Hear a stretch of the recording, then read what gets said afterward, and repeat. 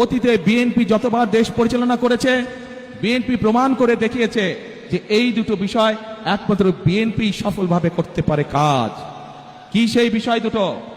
সেই বিষয় দুটো হচ্ছে, এক, মানুষের নিরাপত্তা, যাতে করে মানুষ নিরাপদে চলাফেরা করতে পারে।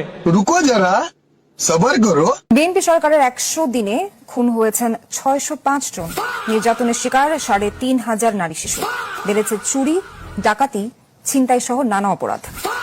গবেষণা প্রতিবেদনে এই তথ্য জানিয়েছে টিআইবি। দেখাও নেক্সট। চলতি বছরের 4.5 মাসে দেশে ধর্ষণ মামলা হয়েছে 2000-এর বেশি। और अभी तो रुको, क्लाइमैक्स अभी बाकी। অতীতে প্রমাণ করেছে একমাত্র বিএনপির পক্ষেই সম্ভব সেই বিষয়টিকে নিয়ন্ত্রণ করা, এবং সেটি হলো দুর্নীতি। যে কোনো মূল্যে আগামী বিএনপি সরকার দুর্নীতির টুটি চেপে ধরবে। এই দুটি হচ্ছে আমাদের কমিটমেন্ট এই দেশের মানুষের কাছে। কারণ বিএনপি সরকার অতীতেও প্রমাণ করেছে বিএনপি একমাত্র পারে দেশকে দুর্নীতির রাহগ্রাস থেকে মুক্ত করার জন্য।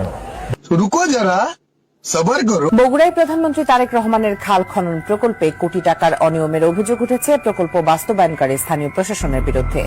4 কিলোমিটারের দুটি প্রকল্পে শ্রমিক নিয়োগ, খননের পরিমাণ ও বৃক্ষরোপণে ব্যাপক অনিয়মের চিত্র উঠে এসেছে আরটিভির ক্যামেরায়। দেখাও নেক্সট। দেশের ব্যাংক খাতে খেলাপি ঋণ ছাড়িয়েছে 5,88,000 কোটি টাকা, যা মোট বিতরণ হওয়া ঋণের প্রায় 1/3। দেখাও নেক্সট।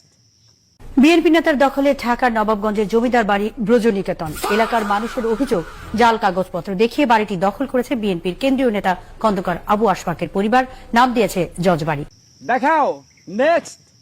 দেশের প্রায় 150 উপজেলার প্রাথমিক স্কুল ফিডিং প্রকল্পে শিশুদের নিম্নমানের খাবার দেওয়ার অভিযোগ উঠেছে। 11 উপজেলায় অনুসন্ধানে দেখা গেছে সপ্তাহে কলা ও ডিম বানরুটি থেকে লোপাট হচ্ছে 17 কোটি টাকা। দেখাও নেক্সট। পদ্মা রেল সেতু প্রকল্পের পিলারের নিচ থেকে কাটা হচ্ছে মাটি, যা ঝুঁকিতে ফেলেছে দেশের মহাগুরুত্বপূর্ণ এই রেল লাইনকে। এ ঘটনা নিয়ে সারা দেশে চলছে তোলপাড়। এমন দৃশ্যে চোখ কপালে উঠেছে সবার। দেখাও নেক্সট। নেই খাল নেই, নেই রেল ক্রসিংও, এমনকি ইন্টার ক্রসিংও নেই সড়কে। তারপরও প্রায় 13.5 কোটি টাকা খরচে ঢাকা রিচা মহাসড়কের নয়াডেঙ্গি বাস স্ট্যান্ড এলাকায় নির্মাণ করা হচ্ছে সেতু। কেন সরকারের এই অর্থ অপচয় তা স্থানীয়দের কাছে এক রহস্য। এলাকাবাসী বলছেন, পুরনো পরিকল্পনাতে চলছে সরকারের টাকা হরিলুটের মহোৎসব।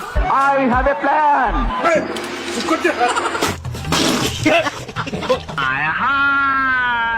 ওস্তাদ কাম হয়ে গেছে, গু আমার সারা কিসের দেশের।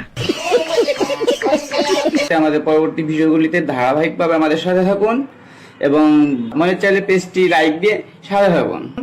ধন্যবাদ।